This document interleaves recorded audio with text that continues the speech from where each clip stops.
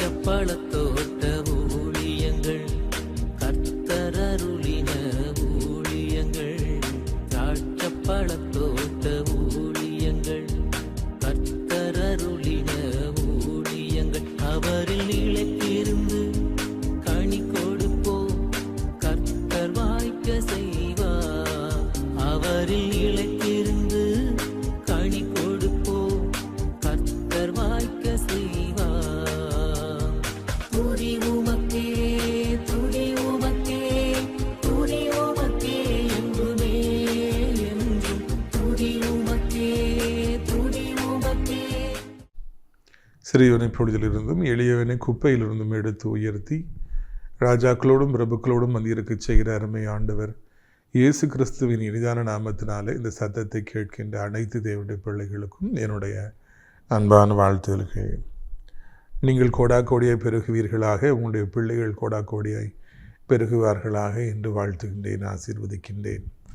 இந்த நாளிலும் கூட உங்களை இப்படியாக தொலைக்காட்சியின் வழியாக சந்திக்க ஆண்டவர் பாராட்டியிருக்கின்ற கிருபைக்காக நன்றியோடுமை துதிக்கின்றேன், சோத்தரிக்கின்றேன். தேவன் நமக்கு தருகிற பலத்தை, பணத்தை, வருமானத்தை, சம்பாத்தியத்தை ஆண்டவருக்காகவே, தேவனுக்காகவே நாம் செலவழிக்கின்ற பொழுது அது அவருடைய ராஜ்யத்தை கட்டுவதற்கு அது ஏதுவாக இருக்கின்றது. நமக்கு வருகிற வருமானம் கொஞ்சம் ஊழியத்தின் வாயிலாக கர்த்தர் ஒரு பேராசிரியர் வேலையை கொடுத்திருக்கிறபடியினாலே ஏதோ கொஞ்சம் வருமானத்தை தருகிறார். அதில் பெரும்பாலான பகுதி இஎம்ஐக்காக சென்று விடுகிறது. தேவனுடைய மாளிகையை கட்டுவதற்காக, அடைக்கலான் குருவி முதியோர் இல்லத்தை கட்டுவதற்காக நாம் ஏராளமான லோன்களை வாங்கி வைத்திருக்கின்றபடியினாலே சம்பளம் வந்த உடனே மெஜாரிட்டி அந்த இஎம்ஐக்காக, அந்த கடனுக்காக பிடிச்சிக்கிறாங்க. அதில் கொஞ்சம் தான் பணம் இருக்கிறது. அந்த பணத்தையும் நாம் ஊழியத்திற்காகவே செலவழிக்கிறோம். முக்கியமாக தொலைக்காட்சி ஊழியங்களுக்காக ஏராளமான பணத்தை நாம் செலவழிக்கின்றோம். பல தியாகங்களுக்கு அப்புறம்தான், பல கஷ்டங்களுக்கு அப்புறம்தான் இந்த செய்திகள் உங்களை சந்திக்கின்றன என்பதை நீங்கள் புரிந்து கொண்டால் அதுவே சரியாக இருக்கும், அதுவே சந்தோஷத்தை கொண்டு வரும் என்று சொல்லி நான் நினைக்கின்றேன். பாஸ்டருக்கு எக்கச்சக்கமாக காசு வருது, அதனால் அவர் டிவியில் வரார் அப்படி என்று நினைப்பதற்கு அல்லவே அல்ல. தியாகத்தின் அடிப்படையில் செய்யப்படுவதுதான் ஊழியம். பல இழப்புகள் மத்தியில் கர்த்தருக்காக நிற்பதுதான் ஊழியம். இதுதான் நம்முடைய வாழ்க்கையில் இன்றைக்கு வரைக்கும் நாம் சந்தித்து வருகிற ஒரு காரியம். கிறிஸ்மஸ் நெருங்கி கொண்டிருக்கிறது. எல்லோரும் நீங்கள் ட்ரெஸ் எடுத்திருப்பீங்க. அந்த கிறிஸ்மஸ்க்கு யார் வீட்டுக்கு போகலாம், யாரை நம்முடைய வீட்டுக்கு வரவழைக்கலாம் என்று சொல்லி பிஸியாக இருப்பீங்க, பெயிண்ட் அடிச்சிட்ருப்பீங்க. ரொம்ப சந்தோஷம். நம்மை ஆண்டவர் ஆசீர்வதித்திருக்கிறார். அவருடைய பிறப்பை நாம் கொண்டாடுவது நமக்கு பெரிய பாக்கியம். நாம் கிறிஸ்மஸை கொண்டாடுகிற பொழுது இயேசு எனக்கு சொந்தக்காரர், இயேசு எங்களுடைய வீட்டிலே பிறந்திருக்கிறார், இயேசு என்னுடைய உள்ளத்தில் பிறந்திருக்கிறார் என்று சொல்லி எல்லாருக்கும் சாட்சியாக நான் காண்பிக்கிறோம். நம்முடைய வீட்டில் ஸ்டார் தொங்க விட்டுருக்கும் பொழுது, நம்முடைய வீடுகளிலே அந்த சீரியல் பல்பெலாம் போட்டிருக்கும் பொழுது இவர்கள் கிறிஸ்தவர்கள், இவர்கள் ஆண்டவர் இயேசுவை ஆராதிக்கிறார்கள் என்பதை அனைவரும் அறிய வருவார்கள். அது சாட்சியாக அங்கே இருக்கும். அது ஆண்டவருக்கும் கூட சந்தோஷத்தை கொண்டு வரும் என்பதில் எந்த விதமான ஐயமும் நமக்கு வேண்டாம். நானும் கூட என் வாழ்வில் உயிர் இருக்கிற வரைக்கும் நான் இயேசுக்கு சொந்தமானவன், நான் இயேசப்பாவுடைய பிள்ளை என்று சொல்லி எல்லாருக்கும் நான் காண்பிக்கும்படியாக விரும்புகிறேன். ஒரு காலத்தில் நான் ஸ்போர்ட்ஸில் இருக்கும்போது ஒரு பெரிய ஸ்போர்ட்ஸ்மேன் என்று நான் காண்பிக்க ஆசைப்பட்டதெல்லாம் உண்டு. அது அறியாத காலம்.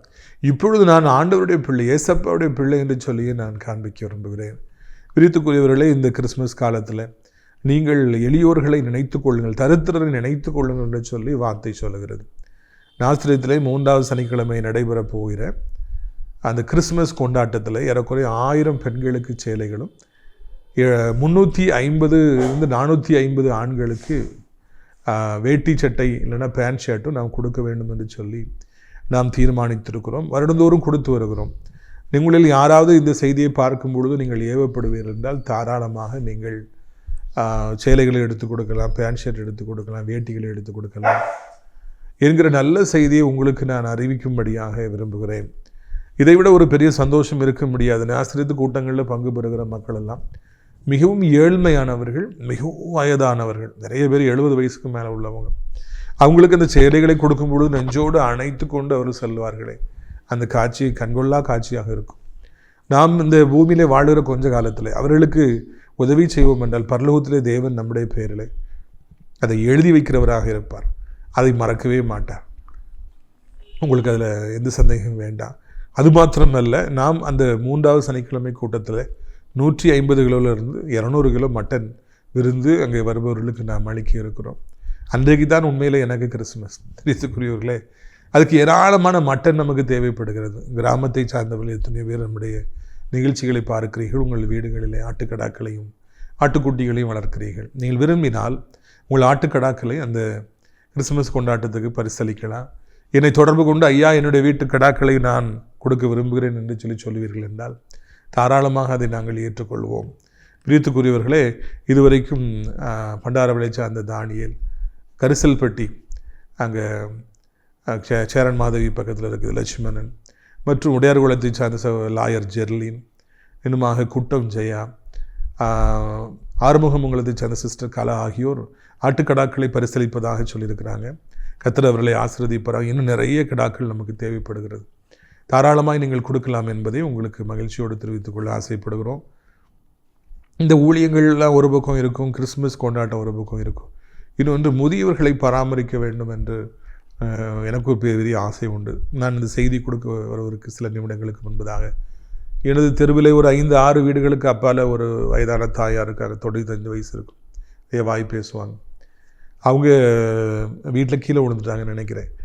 அவங்க அடம் பிடிச்சிருக்கிறாங்க. அவங்க சொந்தக்காரங்கள்லாம் எங்கள் கூட வாங்க இருங்க, எங்கள் கூட இருக்குன்னா கேட்க மாட்டேன், இந்த வீட்டில் தான் இருப்பேன்னு சொல்லிவிட்டு அவங்க அடம் பிடிச்சிருக்காங்க. கீழே விழுந்து அவங்களுக்கு எந்திக்க முடியவில்லை. சத்தம் போட்டு கத்திக்கிட்டே இருந்தாங்க. ஒருவேளை பிள்ளைகள் உண்டு, பேர பிள்ளைகள் உண்டு, நல்லா கவனிக்கிறவங்க தான். ஆனால் அவங்க கூட இருக்கிறதுக்கு இவங்களுக்கு விருப்பம் இல்லை. ஊரில் தனியாக இருக்காங்க. 95 வயசில் கீழே விடுவது சகஜமான ஒரு காரியம். நல்ல வரைக்கும் ஒல்லியாக இருக்காங்க, எழும்புதும் உடையில. ஆனால் அவங்க அதுக்கு பிறகு உடனே கத்துறாங்க, யாராவது என்ன தூக்கி விடுங்க, தூக்கி விடுங்க, தூக்கி விடுங்கன்னு சொல்லி கத்துறாங்க. எல்லாருக்கும் எரிச்சலாக இருக்குது, இந்த பொம்பளைக்கு வர வேலை இல்லை அப்படின்னு சொல்லிட்டு. ஏன்னா அவங்க அப்படி சில நேரங்கள் நடந்துக்கிறாங்க, சண்டை போடுறாங்க. பிள்ளைகள் எவ்வளோ கூட்டாலும் போக மாட்டேங்கிறாங்க. அதனால் யாரும் போக மாட்டேங்கிறாங்க. சத்தம் போட்டு கத்துனா கூட யாரும் போக மாட்டேங்கிறாங்க. இதே போல் நிலைமையில் இருப்பவர்கள், பிள்ளைகள் விரும்பினா கூட பெற்றோர் வர மாட்டேங்கிறாங்க. நீங்கள் அடைக்கலான் குருவி முதியோர் இல்லத்துக்கு வருவீர்கள் என்றால் அங்கே உங்களுக்கு கவனிப்பதற்கு நிறைய பேர் இருக்கிறாங்க. உங்கள் வயதில் உங்களோடு கூட பேசுவதற்கு, பாடுவதற்கு, ஆண்டவரை துதிப்பதற்கு, ஆராதிப்பதற்கு நிறைய பேர் இருக்காங்க. அங்கே நிறைய பேர் இருக்கிறதுனால சந்தோஷமாக இருக்கலாம். ஆண்டவரை எப்பொழுதும் தேடலாம். எப்பொழுதும் அங்கே ஜெபம் நடக்கும். ஒரு ஆவிக்குரிய ஒரு முதியோர் இல்லமாக அந்த அடைக்கலான் குருவி முதியோர் இல்லம் இருக்கிறது.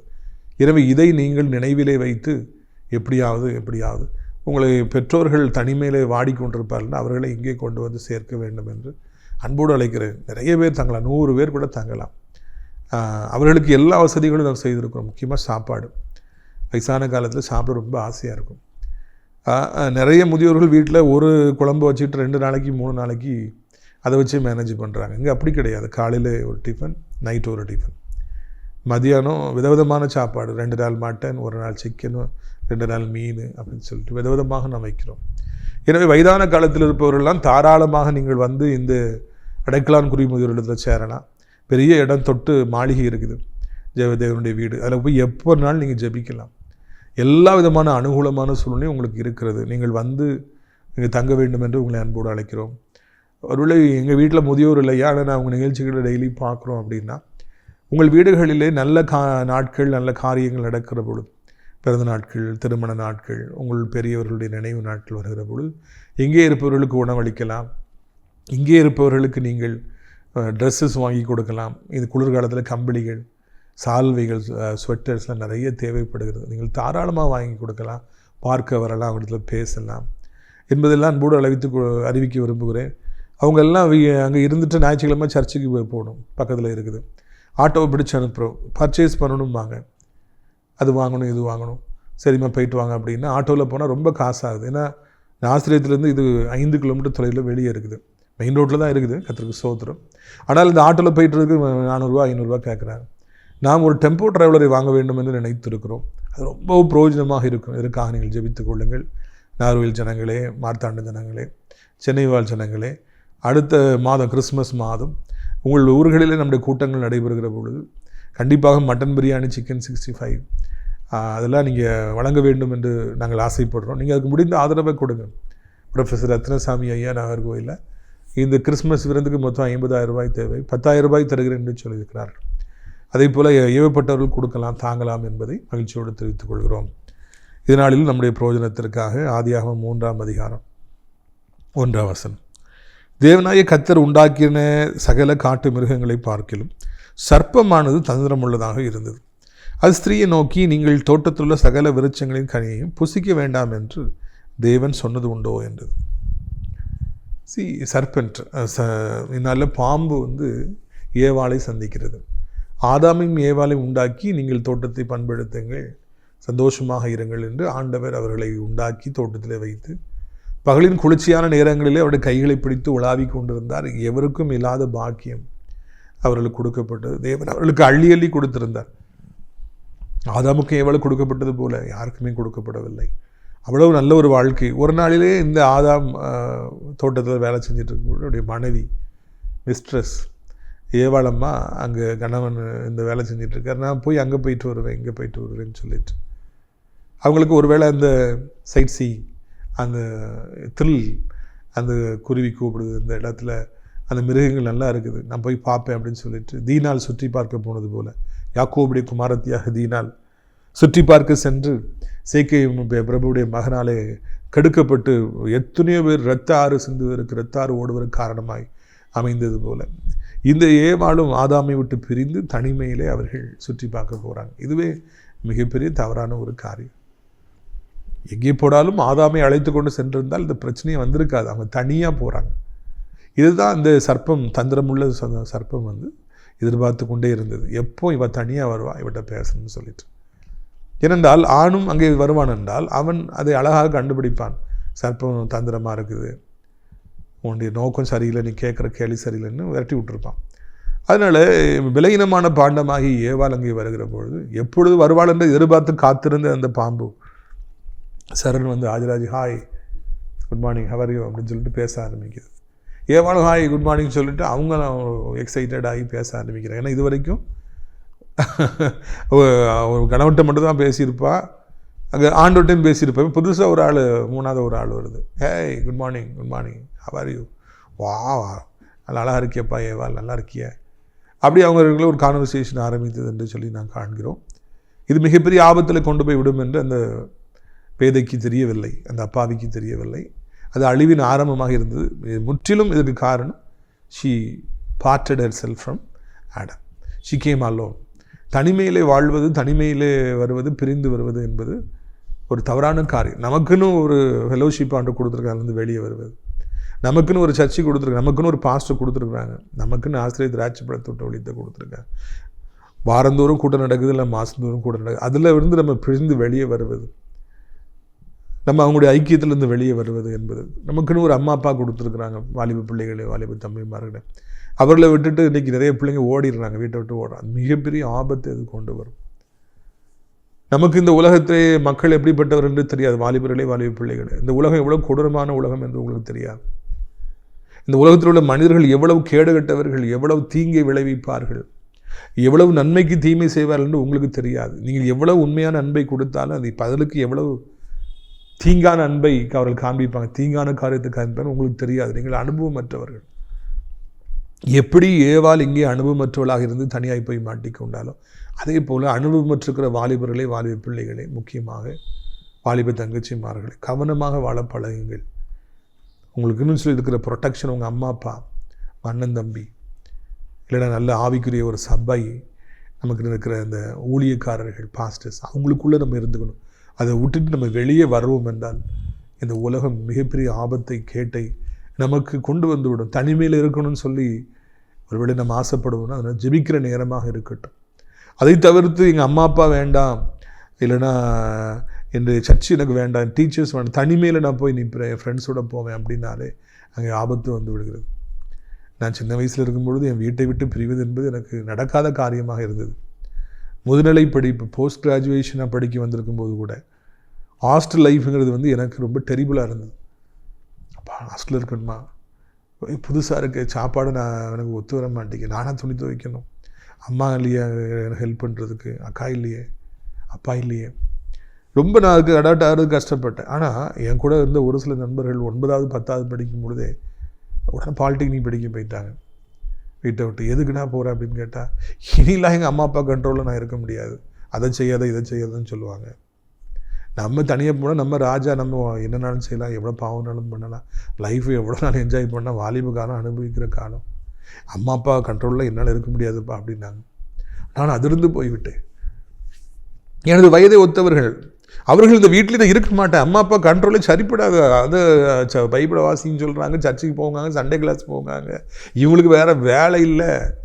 ஸோ ஊழியக்காட்டு பிள்ளைகள் அப்படி சொன்னாங்க எனக்கு நண்பர்களாக இருந்தவர்கள். அதிர்ந்து போயிட்டு நமக்கு வீட்டை விட்டு போயிடக்கூடாது. எனக்கு பெரிய கனவு, நான் படிக்கிற காலங்களில் எப்படியே லோக்கலில் வேலை பார்க்கணும்னு சொல்லிட்டு சொந்த ஊர்லேயே வேலை கிடச்சா ரொம்ப நல்லதுன்னு நான் ஆசைப்பட்டேன். கர்த்தருக்கு இன்றைக்கி அப்படியே பக்கத்துலேயே கல்லூரி பேராசிரியர் வேலையை கொடுத்தார். ஆனால் சென்னைக்கு நான் போகும்பொழுது எனக்கு அவ்வளவு கஷ்டமாக இருந்தது, வீட்டை விட்டு பிரிவது அவ்வளோ கஷ்டமாக இருந்தது. ஆனால் என் வயதை ஒத்து அநேக வாலிபர் 16 வயது ஆகும் பொழுதே வீட்டை விட்டு பிரிஞ்சு சந்தோஷமாக போனாங்க. எவ்வளோ பெரிய ஆபத்து தெரியுமா? இன்றைக்கி அவர்கள் இல்லாமல் போய்விட்டார்கள். அப்படி போனவங்க காணாமல் போயிட்டாங்க, அழிந்து போயிட்டாங்க. வாலிப காலத்தில் வீட்டை விட்டு பிரிந்து போக வேண்டும், அப்பாவை விட்டு பிரிஞ்சு போகணும், அப்பாவுடைய கண்ட்ரோலை விட்டு பிரிஞ்சு போயிடணும். யார் என்ன சத்தம் போடுறாங்க, யார் கண்ட்ரோல் எனக்கு தேவையில்லை, நான் இண்டிபெண்ட்டாக தான் இருப்பேன், நான் நினைக்கிறது தான் நான் பேசுவேன், நான் நினைக்கிற ட்ரெஸ் தான் நான் போடுவேன், என் ஃப்ரெண்ட்ஸோடு தான் நான் இருப்பேன், என் ஃப்ரெண்ட்ஸுக்கு தான் முக்கியத்துவம் கொடுப்பேன், இதை நீங்கள் தட்டி கேட்கக்கூடாது, என்னை கட்டுப்படுத்தக்கூடாது என்று சொல்லுகிறவர்களை பார்க்கிறோம். மிகப்பெரிய ஆபத்து. ஏவாளும் அப்படி பிரிந்து சென்றால். கட்டுப்பாட்டுக்குள் இருப்பது நல்லது. வார்த்தை சொல்லுகிறது, தேவன் உங்களை உயர்த்தும்படிக்கு, ஏற்ற காலத்தில் உயர்த்தும்படி அவருடைய பலத்த கரங்களுக்குள்ளே நீங்கள் அடங்கி இருங்கள். நம்முடைய வாழ்க்கையில் நாம் அடங்கி இருக்கும்படியாக அழைக்கப்படுகிறோம். தேவனுடைய பலத்த கரங்களுக்குள்ளே அடங்கி இருக்கும்படியாக நாம் அழைக்கப்படுகிறோம்.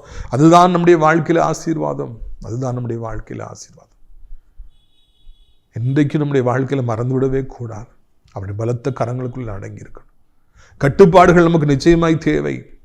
தேவையில்லாதபடிக்கு வீட்டை விட்டு வெளியே வரக்கூடாது. அம்மா அப்பாவுடைய அந்த பிரச்சனத்தில் நம்ம வெளியே வரக்கூடாது. தேவையில்லாதபடிக்கு நம்ம போய் ஆபத்தில் சிக்கிக்கொள்ளக்கூடாது. இது முதல் பகுதியில் நான் காண்கிற காரியம். ரெண்டாவதாக அங்கே பார்க்குறோம், அங்கே ஹாய் யூ ஹவர் யூ, எப்படி பாருக்க அப்படின்னு சொல்லிட்டு டக்குன்னு சொல்லிட்டு பாம்பு பேசுது. அவளுக்கு அது எக்ஸைட்மெண்ட்டாக இருக்குது, புதுசாக யாரோ பேசுகிறாங்களேன்னு சொல்லிட்டு முன்ன பின்ன தெரியாத அந்த பாம்போடு கூட அந்த ஏவாள் பேச ஆரம்பித்தாள். அந்த கான்வர்சேஷன் அப்படி பில்ட் ஆகுது. முன்ன பின்ன தெரியாத ஆளு நீ பாம்பே, you serpent, who are you, நீ யார் என்ற இது வரைக்கும் உன்னை பார்த்ததில்ல, பேசினதில்லை. நான் போகிறேன், என் ஹஸ்பண்டை கூப்பிட்டு வரேன், நான் போகிறேன், ஆண்டவர்கிட்ட நான் கேட்டுட்டு வரேன், நீ யார் ஓண்டு, அவங்களுடைய பெர்மிஷன் இல்லாமல் நான் பேச முடியாது, முன்ன பின்ன தெரியாத நீ நல்லவனா கெட்டவனா எனக்கு தெரியாது, நான் போகிறேன் அப்படின்னு சொல்லிட்டு அந்த அம்மா பேசலாம் இல்லையா? சொல்லுங்கள். யாருனே தெரியல, கான்வர்சேஷன் பில்ட் ஆகுது, இவங்க ஈன்னு எல்லாத்தையும் சொல்லிகிட்டு இருக்கிறாங்க, பேசிகிட்டு இருக்காங்க. அதை விட என் ஹஸ்பண்டை நான் கூப்பிட்டு வரேன், இல்லைன்னா ஆண்டவர் மத்தியானம் வந்துடுவாங்களே இடத்துக்கு, நான் அவங்ககிட்ட போய் பேசிட்டு கேட்டுட்டு வரேன், பெர்மிஷன் கேட்டு வரேன், நீ யாரும் எனக்கு தெரியாது, உன்னோடு நான் என் மனதை திறக்க மாட்டேன், ரகசியங்களை நான் சொல்ல மாட்டேன், I don't know you, I don't know who you are, நீ யாருனே தெரியாதுப்பா பாம்பு, உன்ட்ட எப்படி நான் எல்லாத்தையும் பேச முடியும், உன்ட்ட எப்படி நான் அந்த இடத்துல நின்று கதை விட முடியும்? அதெல்லாம் சரிப்படாதுன்னு அவங்க சொல்லியிருக்கணுமா இல்லையா? ஆனால் அவங்க இன்னும் பேச ஆரம்பித்தான். இன்றைக்கி இந்த பாம்பு எதில் வருது? அங்கே ஏதேன் தோட்டத்துக்குள்ளே ஒரு வாரத்தில் நின்று ஏவாள்கிட்ட வந்துச்சு, இன்ஸ்டாகிராமில் வருது, வாட்ஸ்அப்பில் வருது, ஹாய் அப்படின்னு சொல்லி மெசேஜ் போட்டு விடுது, ஹாய் ஹவர் யூ ஒரு மெசேஜ் போட்டு விடும். அதேமாதிரி ஃபேஸ்புக்கில் அது வருது. எல்லா இடங்களையும் இன்றைக்கி நிறைய பாம்புகள் மெசேஜ் போட்டு விடுது, எப்படி இருக்கீங்க, நல்லா இருக்கீங்களா, யாரும் தெரியல மெசேஜ் போட்டிருக்காங்களே, யாரும் தெரியல மெசேஜ் போட்டிருக்காங்களே, யாரும் தெரியல மெசேஜ் போட்டிருக்காங்களே, யாரும் தெரியல, நல்லா இருக்கு, நீங்கள் யாரும் இருக்குது கொஞ்சம் தயவுசெய்து மெயினோ ஹூ ஆர். உடனே வாலிபல் துடிச்சிடுறாங்க, யாரோ மெசேஜ் போடுறாங்க, பேசுங்க. அங்கே இருக்குது யாருன்னு தெரியாது, ஹாயின்னு போட்டிருக்கிறது ஆனா பெண்ணானே தெரியாது. வாலிப பிள்ளைகளுக்கு பையன் போடுறான்னு சொல்லிட்டு அங்கேருந்து வரும், நல்ல அழகான டிபி இருக்கும், சினிமா நடிகருடைய ஃபோட்டோ இருக்கும், இவங்க டக்குன்னு ரெஸ்பாண்ட் பண்ணுவாங்க. பையங்களுக்கு அங்கே அழகான சினிமா நடிகருடைய டிபி இருக்கும், உடனே ரெஸ்பாண்ட் பண்ணுவாங்க. பார்த்தா பையங்களே போட்டுட்டு இருந்திருப்பாங்க. அங்கே பிள்ளைகளே அங்கே போட்டுட்ருக்கோம். இன்றைக்கி இந்த வலைத்தளத்தில், மீடியாவில், இன்ஸ்டாகிராமில், ஃபேஸ்புக்கில், வாட்ஸ்அப்பில் ஏமாந்து போன எத்தனையோ, வாழ்க்கையை துளைத்த எத்தனையோ வாலிபர்களை காண்கின்றோம். எல்லா பணங்களையும் இழந்து போனவர்களை பார்க்கிறோம், மானத்தை இழந்து போனவர்களை பார்க்கிறோம்.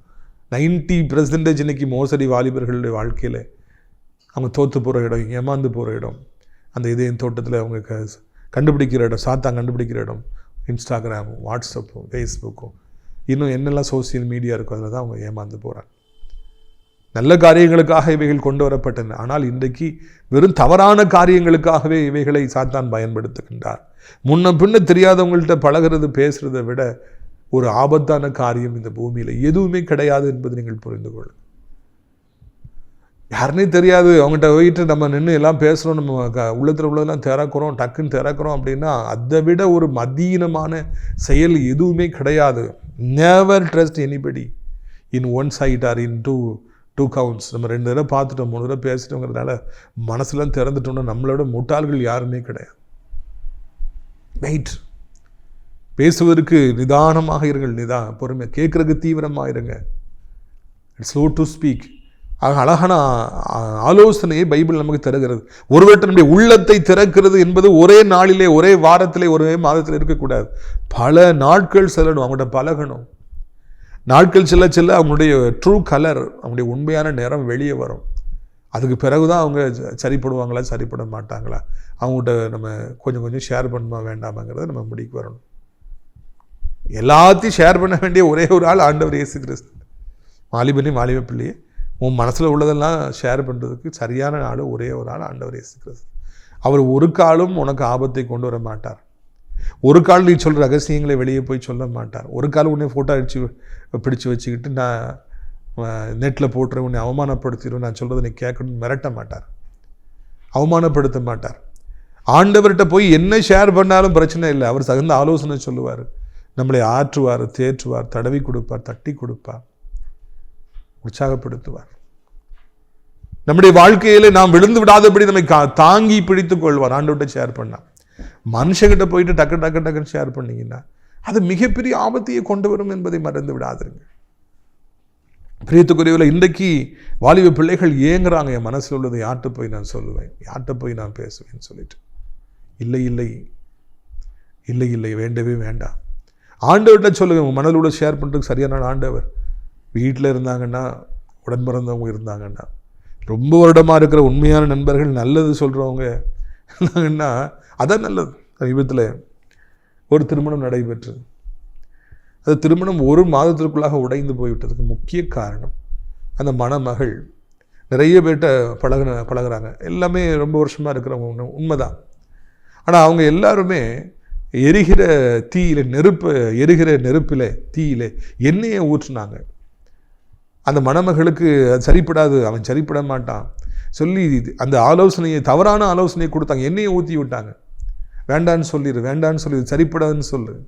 ஒருவர் கூட திருமணம் என்பது எவ்வளோ பெரிய காரியம், ஏன் அவசரப்படுற அப்படின்னு சொல்லி ஆலோசனை கொஞ்சம் பொறுத்துப்பார், கொஞ்ச நாள் ஆகட்டும், 1 மாதம் ஆகட்டும், கொஞ்சம் 2-3 மாதம் ஆகட்டும், கொஞ்சம் பொறுத்து பார்ப்போமே, உண்மையை நல்ல நம்ம அலசி பார்ப்போமே, நல்லா தெரியட்டும், கொஞ்சம் சான்ஸ் கொடுத்து பார்ப்போம். யாருன்னு சொல்லலை. விடாத ஒரே மாதத்தில் உடைஞ்சு போச்சு. முதலாவது திருமணத்தில் உள்ள காரியங்களை ஏன் எல்லார்ட்டையும் போய் ஷேர் பண்ண வேண்டும்? அது ரகசியங்களை ஏன் எல்லாருக்கும் சொல்ல வேண்டும்? கடவுள் யாரை முக்கியமாக கொடுத்துருக்காரோ அவங்ககிட்ட சொல்லி நிதானமாக செய்ய வேண்டிய காரியங்களை எதற்கு டக்குன்னு போய் எல்லார்ட்டையும் சொல்லி, வாலிபர்கிட்டலாம் சொல்லி, நண்பர்கள்னு சொல்கிறவங்ககிட்டலாம் சொல்லி அவங்கெல்லாம் விடக்கூடாது, உடைச்சிரு. இப்பொழுது உடைந்து போய்விட்டது. அல்லது ஒரு பெரிய பாடத்தை நான் கற்றுக்கொண்டேன். கர்த்தரிடத்தில் ஆலோசனை சொல்வதற்கு, கேட்பதற்கும், அவங்ககிட்ட போய் கத்துட்டு ஷேர் பண்ணுறதுக்கும், உலகத்து மக்கள்கிட்ட சொல்கிறதுக்கும் நிறைய வித்தியாசம் இருக்குது. நாச மோசங்களை கொண்டு வருகிறது. ஒரே மாதத்தில் இந்த திருமணம் உடைந்து விட்டது. எனக்கு மிகவும் அதிர்ச்சியாக இருக்கிறது. கண்ணை மூடி முடிப்பதற்குள்ளாக எல்லாமே முடிந்து விட்டது. பிரியத்துக்குரியவர்களே, ஆண்டவர்கிட்ட நம்ம போயிருப்போம், நிதானம் காப்போம். நம்ம போய் எல்லார்ட்டையும் ஷேர் பண்ண வேண்டாம். நம்ம ஒரு திறந்த புக்காக தான் நான் இருப்பேன், நான் ஓப்பன் புக்காக தான் இருப்பேன், எல்லார்ட்டையும் சொல்லுவேன்னு சொல்லி சொன்னீங்கன்னா அங்கே அழிவு தான் வரும். எனவே நிதானத்தோடு நாம் வாழ்வோம் என்றால் மிகவும் நலமாக இருக்கும் என்பதை நீங்கள் மறந்துவிடக்கூடாது என்று அன்போடு நான் அழைக்கின்றேன். பிரியத்துக்குரியவர்களே, இப்படியாக நம்முடைய வாழ்க்கையை நாம் வாழ்கிற பொழுது எல்லாமே அங்கே நலமாக இருக்கும், ஆசீர்வாதமாக இருக்கும். இந்த அம்மா அங்கே போயிட்டு என்னெல்லாம் பேசினாங்க, என்ன நடந்துச்சுங்கிறத நம்ம அடுத்த நாளிலே கர்த்தர் சித்தமானால் நாம் தொடர்ந்து தியானிக்கலாம். இந்த வாரம் முழுவதும் நாம் ஏதேன் தோட்டத்தை குறித்து நாம் சிந்தித்து வருகிறோம். ஆதாமை ஏவாளை குறித்து சிந்தித்து வருகிறோம். இன்றைக்கு சர்ப்பத்தை முதலாக நான் கண்டோம். முன்ன தெரியாதவங்ககிட்ட ரொம்ப கேர்ஃபுல்லாக இருங்க. வாலிபர்களே, இந்த சோசியல் மீடியா என்பது மிகவும் ஒரு ஆபத்தான காரியம். அதில் இந்த இன்ஸ்டாகிராம், வாட்ஸ்அப்பு, ஃபேஸ்புக் இதெல்லாம் ரொம்ப ஆபத்தான காரியங்கள். அதில் நம்ம இப்போ உள்ளே போய் நம்ம மூழ்கி அழிந்து விடாதபடிக்கு நம்ம காத்துக்கொள்ளும். நம்ம ஊர்லெலாம் அடிக்கடி பேப்பரில் வாசிப்போம், அந்த ஊரில் இருக்கிற குளத்தில் குட்டைகளில் போய் சின்ன பிள்ளைங்க குளித்தாங்க, வாலிபர் குளித்தாங்க, முங்கி போயிட்டாங்க, நீச்சல் தெரியாமல் அழிஞ்சு போயிட்டாங்க. அப்படிங்கிற நியூஸ் அடிக்கடி வரும். சோசியல் மீடியாவும் அப்படித்தான், இன்ஸ்டாகிராமும் அப்படித்தான், அதில் போயிட்டு ஃபேஸ்புக்கும் அப்படி தான். உள்ளே போய் நம்ம முங்கி விடாதபடி, அழிந்து விடாதபடிக்கு கர்த்தர் நம்மை காப்பாராக. உங்களுடைய ஆசீர்வாதங்களுக்காக நான் ஜெபிக்கும்படியாக விரும்புகிறேன். நான் கண்களை மூடி ஜெபிப்போம்.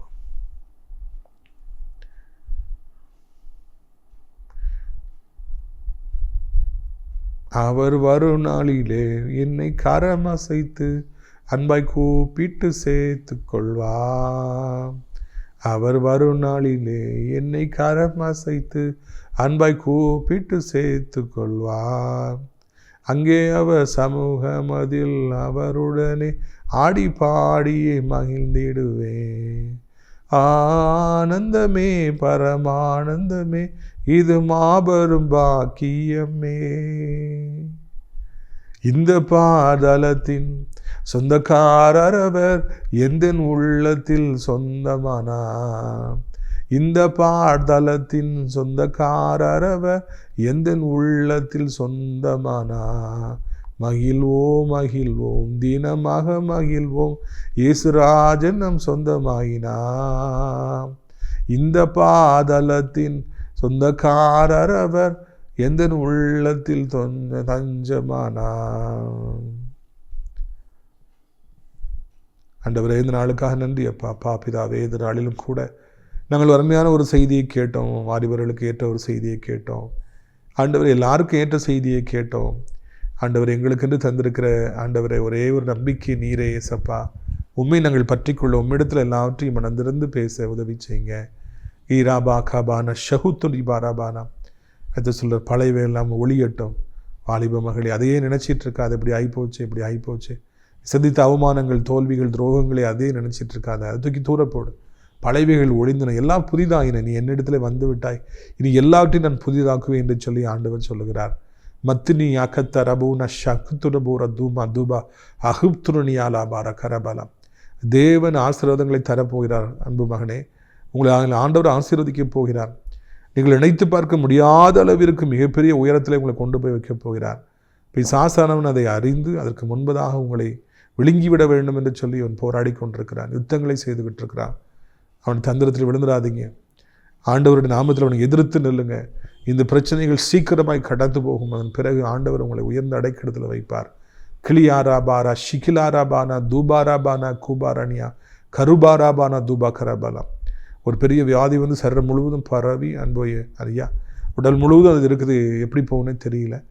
இப்பொழுது இந்த ஜெபத்தில் நீங்கள் கண்ணீரோடு ஜெபித்து கொண்டிருக்கிறபடினாலே உடல் முழுவதும் இந்த காணப்படுற அந்த வியாதி அப்படியே மறைகிறது. அந்த ஸ்கின்னெல்லாம், தோள்கள் எல்லாம் அப்படியே மறையுது. கருப்பு தன்மைகள்லாம் மறையுது. உடல் முழுவதும் கருப்பாக இருக்குது. அது அப்படியே மறைகிறது. ஆண்டவர் அற்புத சுகத்தை கொடுத்து கொண்டிருக்கிறார். கடுகட கடாகடா பூனா சுந்த்ரா நீபாரா பூலா ரீபாலா ஒரு ரபோலா கரணியா தூக்கணியா கூத்தன பூரா. வாலிப மகனே, ஒரு பிரச்சனையில் ஏதோ நடந்ததுனால, அவமானப்பட்டதுனால கொலை செய்ய வேண்டுங்கிற வெறி உனக்குள்ளாக இருக்கிறது. விடமாட்டேனுங்கிற எண்ணத்தோடு இருக்கிறாய். இப்பொழுது தற்செயலை செய்தி கேட்டுட்டு இருக்கிறாய். வேண்டாம், அந்த எண்ணங்களை விட்டுவிடு. நல்வழிப்படு. கர்த்தருக்கு முன்பாக காத்திரு. அந்த அவமானங்களை ஆண்டவர் உனக்கு ஆசீர்வாதமாய் மாற்றி தருவார். நீ அவசரப்பட்டால் உன் வாழ்க்கையில் பாலாகி போய்விடும். நாரா ஷீலா தூபா கூபா ரூபா நீத்து கோரு ஷிக்ராது நியாரா. மகளே, நான் பொய் சொல்லுகிற தேவன் அல்ல, வாக்கு பண்ணின நான் உண்மை உடையவன். உன் வாழ்க்கையில் என்ன சொன்னேனோ அது நிச்சயமாய் செய்வேன். என் வார்த்தை பொய்யாய் போகாது. காத்திரு, அப்பொழுது நீ மகிமை நீ காண்பாய். அப்போ ஒவ்வொருவரையும் ஆசீர்வதிங்க. எல்லா வியாதியும் நீக்குங்க ஆண்டவரே. கடன் பாரங்களை நீக்குங்க. குடும்ப பிரச்சனைகள் நீக்குங்க. நிம்மதி இல்லாதவர்களுக்கு நிம்மதியை தாருங்க. பிள்ளைகள் நிமித்தமாய் கண்ணீரோடு இருப்பவர்களுக்கு உதவி செய்யுங்க. வயதானவர்கள் கீழே விழுந்து விடாதபடி 2 கைகளால் ஏந்தி கொள்ளுங்க. உலகம் இருக்கிற அத்தனை ஜனங்களையும் ஆசீர்வதிங்க ஆண்டவரே. அனைத்து மக்களையும் ஆசீர்வதிங்க. இந்திய தாய் திருநாட்டை, தமிழ்நாட்டை ஆசீர்வதிங்க. உங்களுடைய ராஜ்யம் வருவதாக அனைத்து மக்களையும் ஆசீர்வதிப்பீரா ஆண்டவரே. தகப்பனே, அனைத்து விசுவாச பிள்ளைகள், ஆலயங்கள், திருச்சபைகள், ஊழியக்காரர்கள், பாஸ்டர்ஸ் எல்லாரையும் ஆசீர்வதிங்க ஆண்டவரே. தோத்திரமப்பா. அப்படியே ராஜா, என் தகப்பனே, இந்த அருமையான நாளிலும் கூட நாசிரியர் திராட்சைப்பழத்தோட்ட ஊழியர்களை நேசிக்கிற, அடைக்கலான் கூறி முதியோரிடத்தை நேசிக்கிற, நாள்தோறும் நம்முடைய நிகழ்ச்சியை பார்க்கிற, அறிமுகப்படுத்துகிற ஒவ்வொரு நல்ல உள்ளங்களையும் ஆசீர்வதிங்கப்பா. ஆசீர்வதிங்க தகப்பனே. இந்த அருமையான நாளிலும் கூட ராஜா, எல்லா கண்ணீரையும் தொடங்க. அடைக்கலான் குறி முதியோரிடத்தில் தங்குவதற்கு அநேக முதியோர்களை அழைத்து கொண்டு வாருங்க. கிறிஸ்துமஸ் காலங்களில் உதவி செய்கிற, ட்ரெஸ்ஸஸ் எடுத்து கொடுக்குற, மட்டன் கொடுக்குற பணம் கொடுத்து தாங்கிற அநேக கரங்களை எழுப்பி தாருங்க, மகிமைப்படுங்க. இரட்சகர் இயேசுவின் மூலம் ஜெபிக்கிறோம் நல்ல பிதாவே, ஆமென். என் ஆத்துமாவை கர்த்தரை சோத்திரி, என் முழு உள்ளமே அவருடைய பரிசுத்த நாமத்தை சோத்திரி. என் ஆத்துமாவை கர்த்தரை சோத்திரி, அவர் செய்த சகல உபகாரங்களை ஒரு பொழுதும் மறவாதே, ஆமென். நம்முடைய கர்த்தராகிய இயேசு கிறிஸ்துடைய கிருபையும் பிதாவாகிய தேவனுடைய அன்பும் பரிசுத்த ஆவியுடைய அந்நியோன்ய ஐக்கியமும் பலவாத பிரசன்னமும் உங்கள் அனைவருடைய இன்றைக்கு சதா காலங்களிலும் நிலைத்திருப்பதாக. அல்லேலூயா, அல்லேலூயா. God bless you. திராட்சைப்பழத்தோட்ட ஊழியங்கள், கர்த்தர் அருளின ஊழியங்கள், திராட்சைப்பழத்தோட்ட